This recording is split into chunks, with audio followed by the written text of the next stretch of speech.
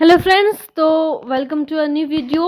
हम लोग जानते हैं कि CIS6 का ग्लोबल सिटीजनशिप एजुकेशन VBU का हम लोग जो है सो वन शॉट वीडियो देख रहे हैं। एक तरह से मैं बोल सकती हूँ कि समरी हम लोग देख रहे हैं, समरी देख रहे हैं ताकि आपका जो है एक भी ऑब्जेक्टिव ना छूटे। अगर आप कोई भी पार्टिकुलर ऑब्जेक्टिव याद करते हो तो आपको क्वेश्चन छूटने के चांसेस है, लेकिन अगर आप पूरा समरी देख लेते हो तो आपको क्वेश्चन छूटने के चांसेस नहीं है। तो ये आपका बहुत अच्छा टॉपिक है, वैश्विक शासन की आवश्यकता।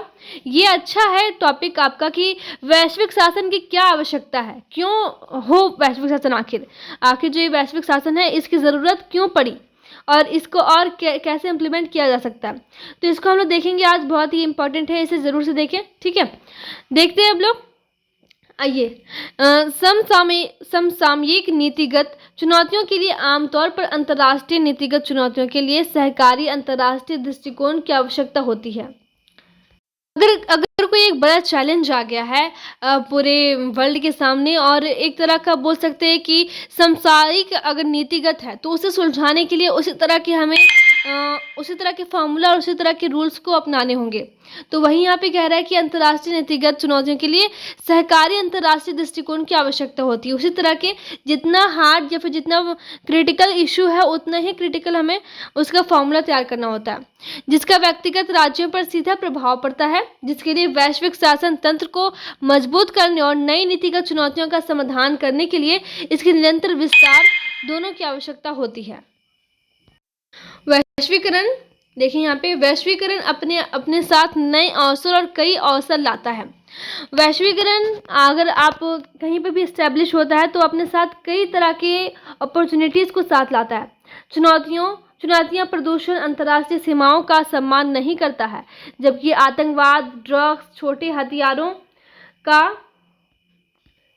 प्रसार और अन्य अंतर्राष्ट्रीय समस्याएं न केवल व्यक्तिगत राज्यों के राजनीतिक एजेंडे पर हावी है, बल्कि अगर इनसे प्रभावी ढंग से निपटना है तो अंतर्राष्ट्रीय सहयोग की आवश्यकता है। कहने का मतलब मैं समझाती हूँ जरा सा, ठीक है।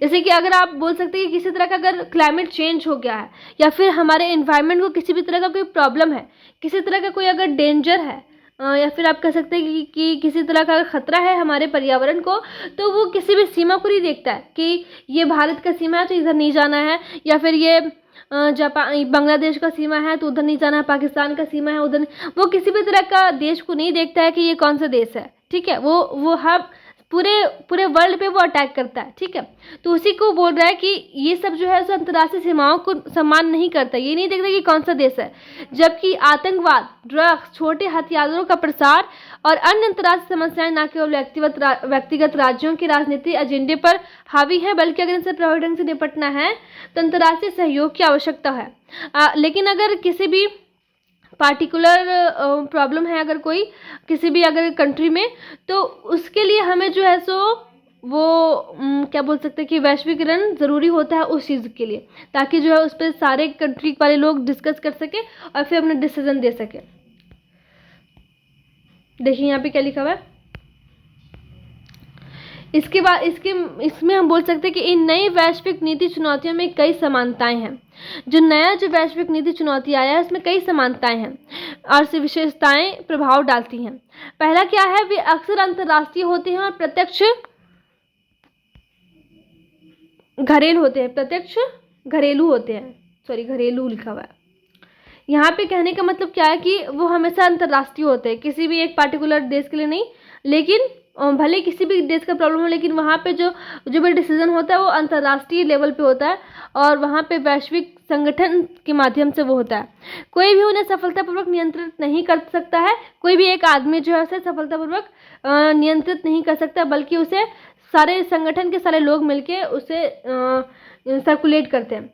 इसलिए समाधान के लिए एक बहुपक्षीय दृष्टिकोण की आवश्यकता होती है, मतलब कि बहुत सारे लोग अपने अपने पक्ष को रखेंगे सामने में, तभी ये हो सकता है। जिसमें प्रमुख हितधारकों के हितों और इनपुट को शामिल किया जाता है। आगे देखते हैं, फोर्थ पॉइंट क्या है।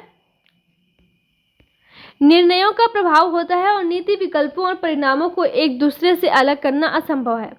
नीति विकास अधिकतम समग्र होना चाहिए। ये सारे जो है अगर आप याद कर सकते हैं, अगर एक दो बार आप पढ़ लो तो आपको याद हो जाएगा। अब फिर अगर आपको क्वेश्चन आ जाएगा तो आपको हल्का याद रहेगा, तो आप वहाँ पे आंसर देने में एबल कैपेबल रहोगे।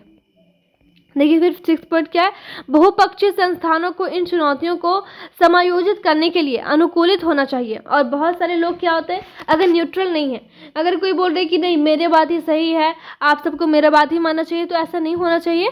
सबको जो है न्यूट्रल रहो के, अनुकूल रह के, एकदम कूल रह के और सबकी बात को सुन के और डिस्कस करके अपना एक पक्ष रखना होता है। ऐसा नहीं कि मैंने अगर कुछ कहा है तो उसी को आप सबको मानना है, ऐसा कुछ नहीं होता है। इसलिए राज्यों का प्रभावी वैश्विक शासन के लिए आवश्यक प्रक्रियाओं को मजबूत करने और जहां आवश्यक हो बनाने के लिए काम करना चाहिए। और मैं बता दूं कि इसका PDF मैंने टेलीग्राम चैनल पे अपलोड कर दिया है, ठीक है। आप वहां से जाके, अगर आपका इसका PDF चाहिए तो वहां से आप जाके देख सकते हो। टेलीग्राम का चैनल है रूमी अयाज, सर्च करोगे तो आपको मिल जाएगा।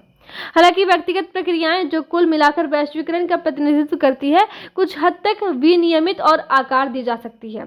अपूर्ण रूप से इन प्रवृत्तियों के सफल नियमन के लिए बहुपक्षीय सहयोग और सरकार की अनुपस्थिति में अंतर्राष्ट्रीय शासन का प्रबंधन करने में सक्षम घरेलू संस्थानों की आवश्यकता होती है।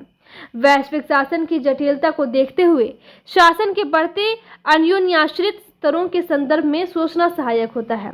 अंतर्राष्ट्रीय स्तर पर निर्णय दोनों राज्यों और उनके नागरिकों पर सीधा प्रभाव पड़ता है। कोई भी डिसीजन होगा तो वो जो है सो पूरा इफेक्ट हर देश के और पूरे वर्ल्ड के हर एक आदमी पर पड़ता है, ठीक है ना, क्योंकि वो एकदम वर्ल्ड लेवल का होता है। वैश्विक संगठन जो है, वहाँ से भी जो भी डिसीजन आता है वो हम सबको फॉलो करना होता है, हर किसी पर सेम प्रभाव पड़ता है, ठीक है। इसके विपरीत विभिन्न चैनलों के माध्यम से कार्य करने वाले व्यक्ति तेजी से अंतर्राष्ट्रीय प्रणाली को प्रभावित करने में सक्षम होते हैं, चाहे वह किसी गैर सरकारी संगठन या अन्य समूह द्वारा नीति के पक्ष में जुटाए गए हों या घरेलू कानूनों की बजाय बहुराष्ट्रीय कानूनी निकायों से सीधे अपील कर रहे हों। आगे देखते हैं। कुछ भी अगर डाउट हो तो मुझसे कमेंट में पूछ लें। समकालीन बहुसंस्कृतिवाद भी विविधता की अवधारणा में उदाहरण के तौर पर भिन्नता और विविधता के विचार का समर्थन करता है। यह केवल राष्ट्र राज्य के भीतर कई संस्कृतियों की उपस्थिति की ओर इशारा नहीं करता, बल्कि यह स्वीकार करता है कि अनेक संस्कृतियां अलग अलग हैं और अक्सर असंगत है। सांस्कृतिक विविधता की अवधारणा वह मूल विचार है जिस पर बहुसंस्कृतिवाद की इमारत का निर्माण किया गया है। हालांकि बहुसंस्कृतिवाद अपने प्रतिपादनों में 3 महत्वपूर्ण तत्वों का परिचय देती है। बहुसंस्कृतिवाद बेसिकली आपको एक और यूनिट है अलग से, उसमें पढ़ना ही है, लेकिन इसमें हल्का सा डील किया गया है कि ये हमारा जो है पूरा वर्ल्ड या फिर हमारे इंडिया बेसिकली बहुसंस्कृतिवाद है, और इसमें जो महत्वपूर्ण तत्व है वो क्या है यहाँ पे देखते हैं। इस प्रकार नीतिगत चुनौतियां इन विभिन्न स्तरों पर अंतर्राष्ट्रीय रुझानों के रूप में सामने आती हैं। सभी स्तरों पर संस्थानों के लिए शासन की चुनौती सहयोग करना है। वैश्विक शासन मॉडल के लाभों को प्राप्त करने के लिए राज्यों को उस संप्रभुता को संतुलित करना होगा जिसका उन्हें त्याग करना आवश्यक है। ठीक है, तो ये बेसिकली था आपका 1 शॉर्ट वीडियो। 3rd था, इससे पहले 2 और मैंने बताया है, वो भी मैंने इंपॉर्टेंट टॉपिक्स लिए हैं। अगर इसमें मैं देखूंगी और स्टडी करके कि अगर आपको और भी बनाना ज़रूरी है इस पर, तो मैं एक और वीडियो अपलोड कर दूंगी। अदरवाइज मैं आपका 2nd यूनिट का 1 शॉट लाना शुरू करूंगी, और मैं कोशिश करूंगी कि एक ही वीडियो में कंप्लीट करना मैं कोशिश करूंगी। ठीक है, थैंक यू।